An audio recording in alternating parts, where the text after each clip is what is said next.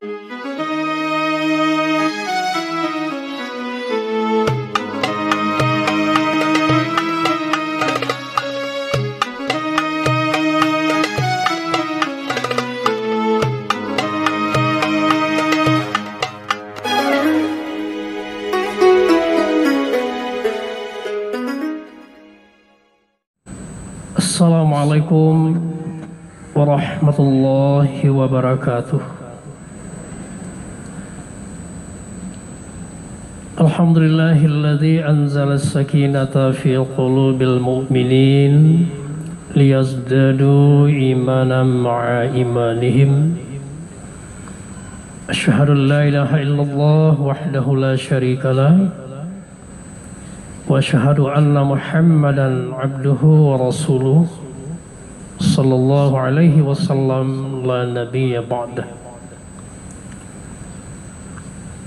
Wa qala Allah subhanahu wa ta'ala fil Qur'anil azim, a'udzu billahi minasy syaithanir rajim, bismillahirrahmanirrahim. وَإِذَا سَأَلَكَ عِبَادِي عَنِّي فَإِنِّي قَرِيبٌ أُجِيبُ دَعْوَةَ الدَّاعِ إِذَا دَعَانِي فَلْيَسْتَجِيبُوا لِي وَلْيُؤْمِنُوا بِي لَعَلَّهُمْ يَرْشُدُونَ. Shadaqallahul azim. Artinya, dan apabila hambaku bertanya tentang aku, maka sesungguhnya aku ini dekat. Aku senantiasa memperkenankan seruan hamba yang menyeru kepadaku. Falyastajibu li, maka hendaklah dia memenuhi permintaanku. Wal yu'minu bi, dan berimanlah kepadaku. La'allahum yarshudun, agar mereka diberi irsyad, petunjuk atau kecerdasan ke arah yang dia minta itu. Kaum muslimin dan muslimat jemaah salat zuhur Masjid Raya Al-Azhar yang dirahmati Allah dan yang saya muliakan, marilah terlebih dahulu kita bersyukur kehadirat Allah Subhanahu wa taala dan berselawat kepada Rasulullah. Allahumma shalli ala Muhammad wa ala ali Muhammad. Di dalam ayat yang kita bacakan tadi, intinya kita sebagai hamba didorong, diberi kesempatan oleh Allah untuk berdoa, menyampaikan hasrat dan keinginan kita. Doa bukan saja kita berharap agar keinginan tercapai, tapi berdoa itu saja sudah bernilai ibadah. Ad-du'a'u wal ibadah. Doa itu adalah ibadah. Bahkan dikatakan wad-du'a'u mukhul ibadah, itulah ruhnya ibadah yang kita kerjakan. Jadi kalau kita hanya rajin beribadah tapi malas berdoa, ya ibarat tubuh yang tidak ada ruhnya lagi. Dalam kesempatan ini saya akan menyampaikan ada 7 macam doa atau permohonan yang pernah diajarkan oleh Rasulullah kepada kita melalui para sahabatnya dulu. Mungkin di antara kita udah banyak yang hafal. Allahumma inni as'aluka salamatan fid din wa afiyatan fil jasadi wa ziyadatan fil ilmi wa barakatan fil rizqi wa taubatan qablal maut wa rahmatan 'indal maut wa maghfiratan ba'dal maut. Ada 7 permohonan hamba di dalam hadis itu. 4 untuk di dunia yang sekarang ini, sedangkan 3 nanti itu setelah kita atau saat kita akan meninggalkan dunia yang fana ini sampai nanti di alam kubur dan alam akhirat. Mari kita lihat satu persatu. Yang 4 permohonan untuk dunia itu terasa sangat penting kita miliki sebagai hamba yang beriman. Pertama, Allahumma inni as'aluka salamatan fid din. Ya Allah, aku bermohon kepada Engkau salamatan fid din, selamat sejahtera dalam beragama. Salam itu mengandung makna, di situ ada kata selamat, damai, sejahtera. Kenapa kita perlu memohon itu kepada Allah? Banyak problem yang terjadi di kalangan umat yang mengaku beragama. Dia mengaku seorang muslim, tapi tidak mampu menciptakan keselamatan dan kedamaian dalam dirinya sendiri, dalam keluarganya, bahkan juga di tengah-tengah masyarakat. Orang kalau tidak mampu menciptakan kedamaian untuk diri dan keluarganya, pertama berdamai dengan hati sendiri, maka jangan diharap dia akan bisa mewujudkan kedamaian di tengah-tengah pergaulan dalam masyarakat. Maka perlu kita minta, beragama bukan untuk menciptakan kegaduhan, tapi ada di sana ketenangan hati, kesejukan untuk diri dan juga untuk orang lain. Al-Islamu man salimal muslimuna min lisani wa yadi. Al-muslimu man salimal muslimuna min lisani wa yadi. Ciri keberadaan seorang muslim itu dia mampu menyelamatkan orang lain dari ucapan dan perbuatannya. Bahkan kata iman itu sendiri mengandung makna di situ. Iman artinya mempercayai. Seorang yang beriman, dia juga akan bersikap amanah, dapat dipercaya. Kalau dia sudah dapat dipercaya, kalau di tengah-tengah masyarakat orang sudah saling percaya mempercayai, akan terciptalah yang namanya amnan, rasa aman. Ini terkait di dalam kata iman itu ada amanah, dipercaya, dan juga mewujudkan rasa aman. Tapi tidak seperti yang idealnya.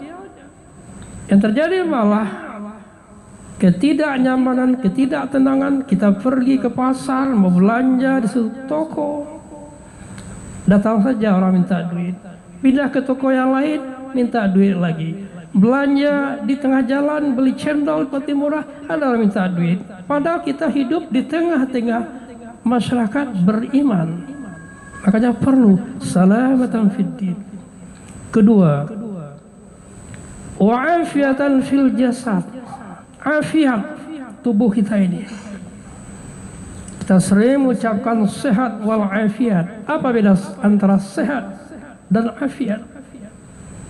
Sehat berfungsinya seluruh organ tubuh kita ini dengan baik, terhindar dari penyakit dan rasa sakit. Tapi sehat belum tentu afiat. Mata kita bisa melihat. Kalau dilihatkan kepada hal-hal yang terlarang, itu bukan afiat. Telinga kita bisa mendengar, tapi suka mendengar gunjingan, mendengar hal-hal yang akan memecah belah umat, maka kita tidak diberi afiat. Maka sehat harus disertai dengan afiat, berfungsinya organ tubuh kita sesuai dengan kehendak Allah dan sesuai dengan ridha Allah. Ketiga, wa ziyadatan fil ilmi, bertambahnya ilmu. Oh Tuhan, aku bermohon kepadamu, oh Tuhan, tambah ilmu. Karena ilmu adalah kunci dalam menghadapi kehidupan. Man arada dunya fa'alaihi bil ilmi, wa man arada al-akhirah fa'alaihi bil ilmi, wa man aradahuma fa'alaihi bil ilmi. Kau butuh dunia, perlu ilmu. Kau butuh akhirat, kebahagiaan akhirat, kuncinya ilmu. Kau mau kedua-duanya, kuncinya ilmu. Wala takfu ma laisa laka bihi ilm. Jangan kau melakukan sesuatu tanpa ada ilmumu di situ. Ini istilah disiplin seorang ilmuwan.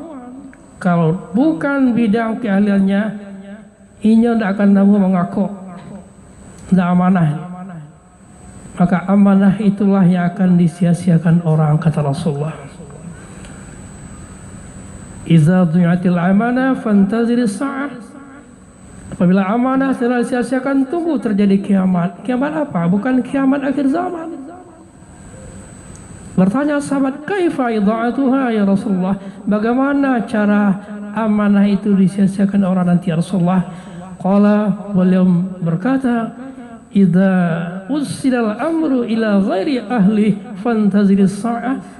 Apabila suatu pekerjaan, jabatan, job diserahkan kepada yang bukan ahlinya, tunggulah di saat kiamat, dalam arti hancur berantakan pekerjaan yang diembannya itu karena dia bukan ahlinya. Ini yang sudah banyak terjadi sekarang. Tapi kenapa bisa terjadi? Ya karena yang menyerahkan tidak amanah, yang menerima juga tidak amanah, tidak tahu diri, bukan bidangnya, dia kaku juga. Wa barakatan fir rizqi. Yang keempat yang perlu kita minta, keberkahan rezeki yang kita terima. Keberkahan rezeki tidak tergantung kepada kuantitas banyaknya rezeki yang kita peroleh, tapi tergantung kepada kualitas rezeki yang kita peroleh, betul-betul membawa ketenangan hidup kita, ketenangan jiwa, ketentraman dalam rumah tangga. Walaupun rezekinya sederhana, tapi rumah tangganya tenang, apa disebut dengan sakinah itu. Banyak rumah tangga yang punya pintu rezeki yang berlebihan dari cukup, tapi ketentraman susah, terujur. Mungkin berkahnya itu yang tidak kita peroleh. Makanya jangan kita hanya minta rezeki yang banyak, tapi minta rezeki yang berkah. Maka itu yang empat di dunia. Yang tiga lagi,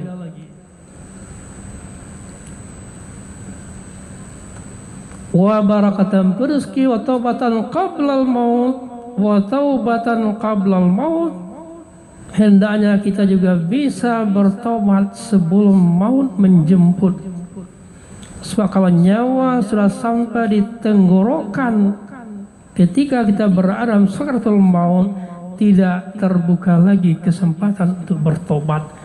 Maka kalau bertobat, memang dari sekarang ini, selagi peluang kesempatan Allah berikan kepada kita, wasari'u ila maghfiratin min rabbikum, bersegeralah untuk meraih keampunan dari Tuhanmu. Kemudian yang keenam, wa rahmatan 'indal maut. Di saat nyawa dicabut oleh malaikat, kita juga mendapat rahmat dari Allah Subhanahu wa taala, sehingga perjalanan roh kita menghadap Allah dapat berjalan dengan tenang. Sebab orang yang mati itu kata Rasulullah, ada yang mustarih, ada yang mustarahun minhu. Mal mustarih ya Rasulullah, apa mustarih? Al-'abdul mu'min yastarihuna min nasabid dunya wa azaha ila rahmatillah. Orang beriman, artinya orang baik-baik, kematian itu tempat dia istirahat dari segala problema kehidupan, dari segala kesakitan dunia. Ila rahmatillah, dia sudah memasuki lingkup rahmat Allah. Dia tenang di alam baka, sementara orang lain menangis merasa kehilangan. Ini yang kita harapkan. Sedangkan mustarahun min wal 'abdul fajir yastarihuna minhul ibad wal bilad wasyajar wad dawab. Sedangkan hamba-hamba yang durhaka, ketika dia mati justru orang lain yang tenang, kampung aman, binatang juga tenang. Tanda apa itu? Tanda orang jahat. Na'udzubillahi min zalik. Dan yang terakhir, wa maghfiratan ba'dal maut. Dan sesudah kematian kita akan menerima keampunan yang kita minta selama ini. Buah dari keampunan itu akan dirasakan pasca kematian. Jadi yang tiga itu ada sebelum kematian, qablal maut, di saat kematian, indal maut, dan pasca kematian, wa maghfiratan ba'dal maut. Semoga kita semua mendapat keampunan dari Allah Subhanahu wa taala berkat amal ibadah dan doa-doa yang kita panjatkan kepada Allah Subhanahu wa taala. Demikian saja kuliah singkat ini. Mudah-mudahan dapat kita ambil hikmahnya dan untuk kita amalkan dalam keseharian kita. Fa'tabiru ya ulil absar, billahi taufiq wal hidayah. Wassalamualaikum warahmatullahi wabarakatuh. Allahu akbar, Allahu akbar. Asyhadu an la ilaha illallah. Asyhadu anna Muhammadar Rasulullah. Hayya 'alas salati, hayya 'alal falah. Qad qamatis salatu, qad qamatis salah. Allahu akbar, Allahu akbar. La ilaha illallah.